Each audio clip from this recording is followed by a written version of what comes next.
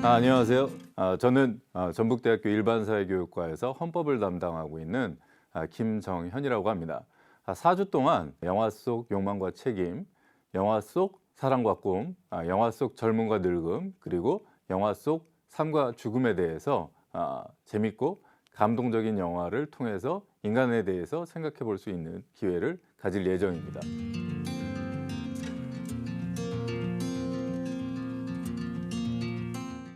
헌법은 국가의 최고 법규범이어서 국민의 기본권과 국가의 권력 구조를 규정하고 있습니다.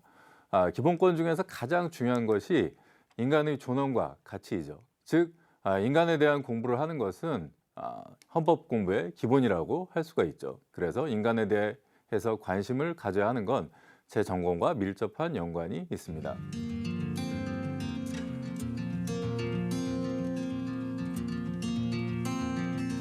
인간을 공부하는 건 참 중요합니다.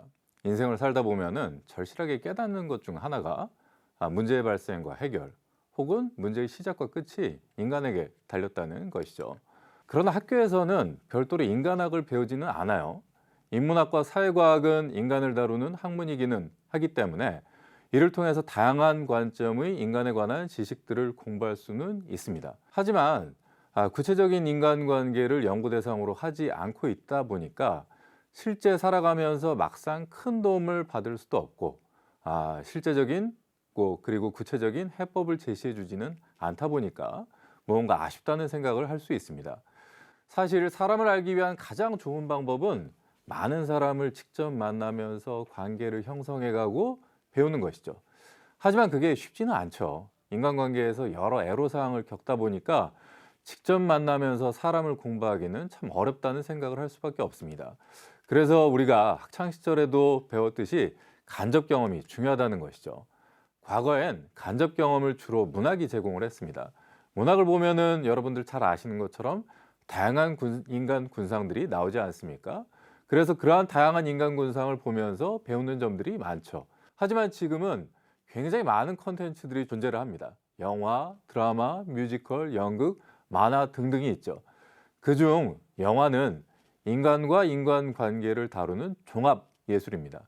미술, 문학, 음악, 의상, 촬영 기술, 디자인, 그래픽이 총동원되죠. 특히나 기술 발달로 인해서 과거엔 상상도 할 수 없는 주제들을 영화로 구현해내고 있습니다. 하지만 그럼에도 영화의 핵심 주제는 인간 그 자체입니다. 제 강연이 인간관계의 해법을 제시하지 못할 수도 있습니다. 내 차례로 기획된 강연을 듣는다고 인간에 대한 통찰력이 막 갑자기 생긴다고 장담할 수도 없어요. 다만 영화를 통해서 인간을 공부하는 관점을 제공해 드리고자 할 따름입니다. 오늘은 밀리언 달러 베이비라는 영화를 통해서 욕망과 책임에 대해서 이야기해 보겠습니다.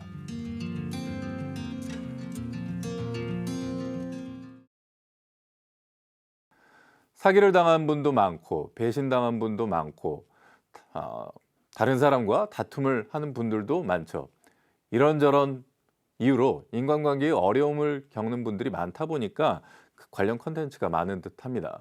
귀담아 들을 내용도 충분히 있고 상대방을 중심으로 인간관계를 바라보는 것입니다. 이 방식은. 그래서 자신에게 피해를 주는 사람이라면 피하는 게 상책이지만 항상 최선은 아닐 수도 있습니다.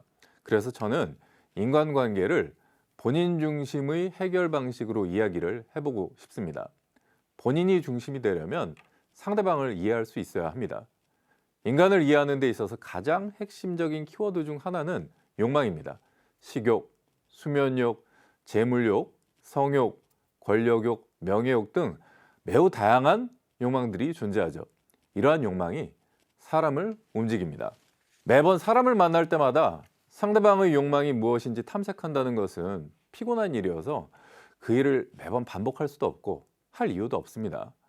다만 상대방과의 관계에 문제가 생겼을 때 상대방의 욕망이 무엇인지 알아야 합니다. 그래야지 대처를 할 수가 있겠죠. 마치 졸려서 우는 아기가 배고픈 줄 알고 우유를 계속 줘도 울음을 그치지 않는 것처럼 상대방의 욕망을 알아야지 그 사람과의 관계를 개선해 갈 수가 있습니다. 욕망은 상대방을 이해하는 첫 단계라면 책임은 진정성 있는 관계를 유지하는 첫 단계라고 할 수 있습니다. 밀리언 달러 베이비를 보면서 욕망과 책임 이야기를 하고자 합니다.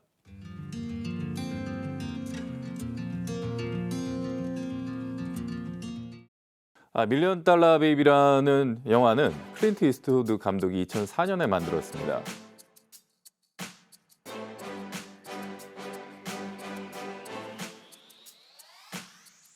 줄거리를 간략하게 설명드리자면은 낡은 체육관을 운영하면서 권투 선수를 양성하는 클린트 이스트우드가 연기한 프랭키는 애써 키운 유망주에게 배신을 당하는 것이 영화 초반부의 내용입니다. 여기까진 복싱 영화의 흔한 스토리라고 볼 수가 있죠. 그런데 이제 힐러리 스웬크가 연기한 맥이란 여성이 프랭키에게 찾아오면서 영화의 내용이 조금씩 변하기 시작합니다. 맥이는 프랭키에게 권투 선수로 키워달라고 부탁을 합니다. 그런데 프랭키는 30살이 넘은 여성이라는 이유로 강하게 거절을 합니다. 그 후에도 맥이는 체육관에서 계속 연습을 그만두질 않습니다. 물론 회비를 계속 내기는 하고요. 맥이는 좀 더 잘 살고 싶어서 도시로 상경해서 식당 종업원으로 일하며 넉넉지 않게 살고 있습니다. 제3자가 봤을 때는 절망만 안고 살 것 같은 조건이죠. 식당에서 남은 음식을 먹는 것이 이를 보여줍니다. 하지만 실제로는 희망을 가득 품고 있는 긍정적 인물입니다. 이 영화의 특징 중 하나는 함축적이고 절제하는 연출이라고 할 수 있습니다.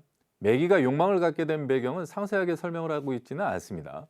다만 현실을 벗어나고 싶어서 권투를 하고 싶어 하는 게 아닌가 정도로 추측만 할 수 있습니다. 구구절절 설명을 하지 않는 연출의 미학이 돋보이죠. 평행선을 달리던 둘의 관계가 변화하게 된 계기는 프랭키가 매기의 권투 선수로 성공해서 현재보다 나은 삶을 살고 싶어 한다는 강한 욕망을 알게 되어서입니다. 프랭키는 매기의 강렬한 욕망을 보면서 그의 가능성을 인정하게 됩니다. 둘의 관계가 굳건해진 건 매기가 프랭키의 좋은 선수를 키우고 강한 신뢰관계를 유지하고 싶어하는 욕망을 알게 되어서입니다. 매기는 결정적인 순간에 프랭키의 예전 선수들과 다른 선택을 합니다. 배신을 하지 않은 것이죠.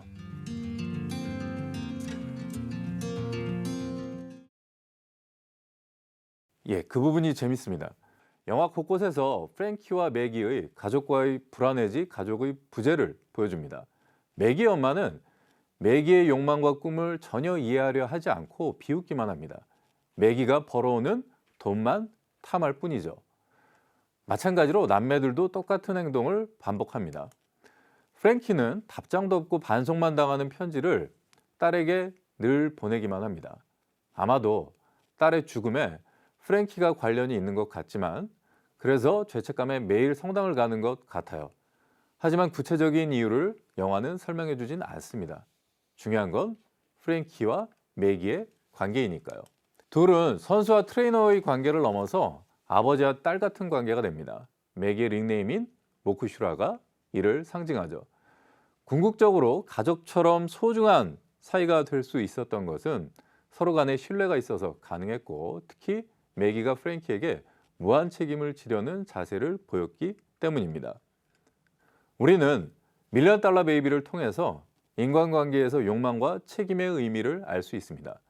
만약 상대방과의 관계에 문제가 생길 경우에는 상대방의 욕망을 정확하게 안다면 문제 해결의 실마리를 찾아갈 수 있습니다. 상대방이 정말 소중한 사람이라면 책임을 지는 자세를 보여야 진정성 있는 관계를 유지할 수 있죠. 만약 책임을 회피한다면 관계가 유지되기도 힘들거니와 겉도는 관계로 머물 가능성이 높습니다. 말과 행동에 책임을 지고 그걸 넘어서 모든 걸 책임지는 태도를 상대방에게 보여야 인간관계가 굳건해질 수 있는 것이죠.